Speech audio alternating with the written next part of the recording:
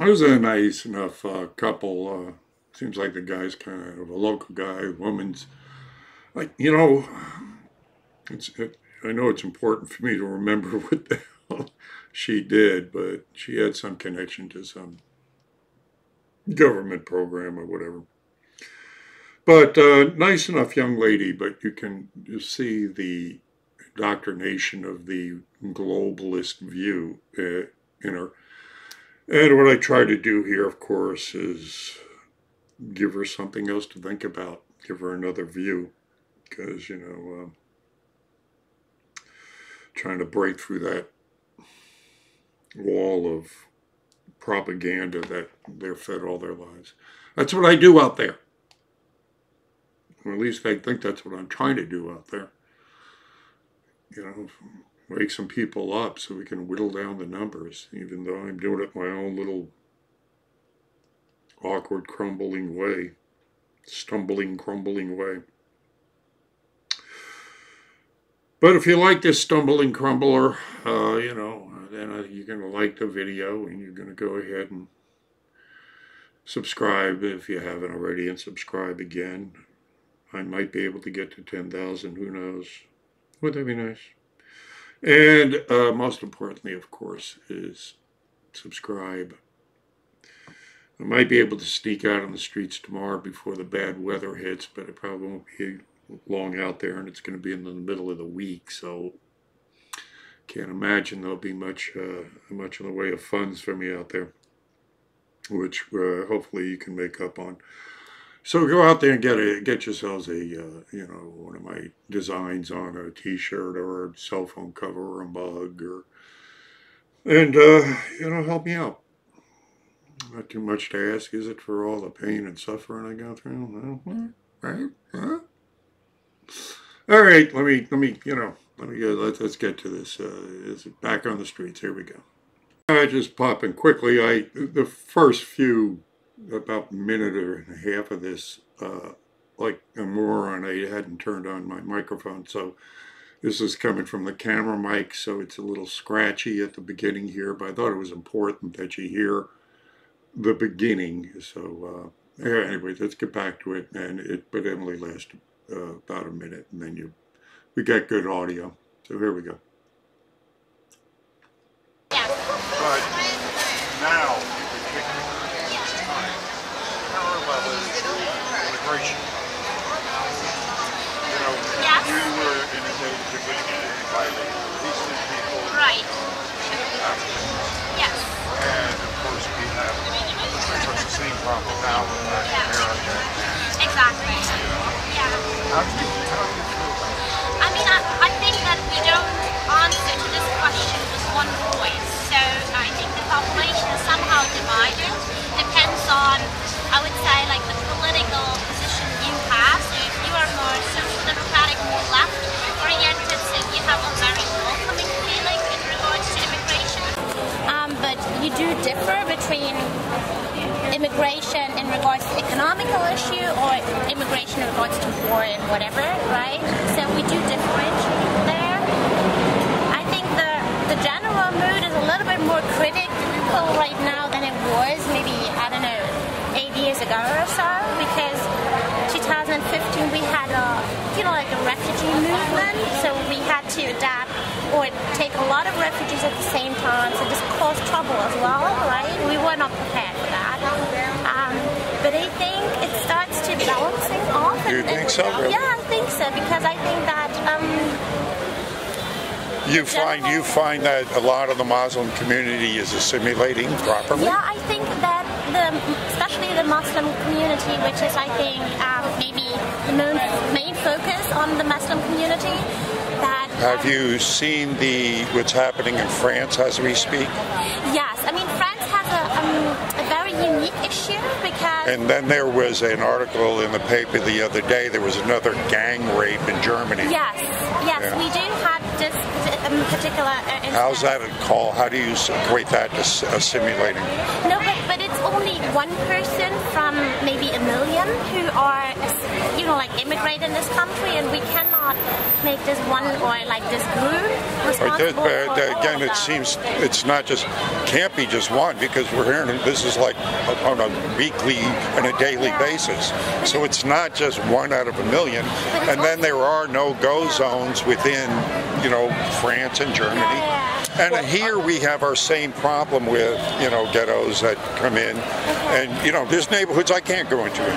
I would say that the similarities are there, but if we're talking about what we see in this country, I think that's probably more correct than anything. So if 95% of the information you see is controlled by 4 people, or 2 or 3 corporations, you're absolutely then correct. You're going to see what they want you to see. But I think what is really important for me, just to say, I think, yes, we have difficulties if it comes to immigration, but I think that these cases are not representing the entire population who immigrated. There are a lot of people who are so happy to be where they are right now, at a safe place, and they try their best. But there are also other people who violated the law, who do that things, and we have to react and respond to them, but not to all immigrants. If I may. Yeah, please. Looking at the larger picture. In 1964, 2 political scientists were approached. And were asked, if you're going to bring down Western civilization, how would you do it? Now, of course, you couldn't do it militarily because Western civilization were forceful. So they say, well, what you would do is you start brush fire wars, little brush fire wars, little unending brush fire wars in these little third world countries. And you create a lot of refugees, and then you create a lot of guilt, and you play on the Western civilizations that started these wars. And then you open up your borders to these people and allow them to come in and overwhelm the welfare system. So after you've conditioned them after a generation or 2 of being bombed by the people that are inviting them in, you are now inviting in your sworn enemy. They come in and take advantage of the liberties that are projected by Western civilizations to insurrect from the inside out.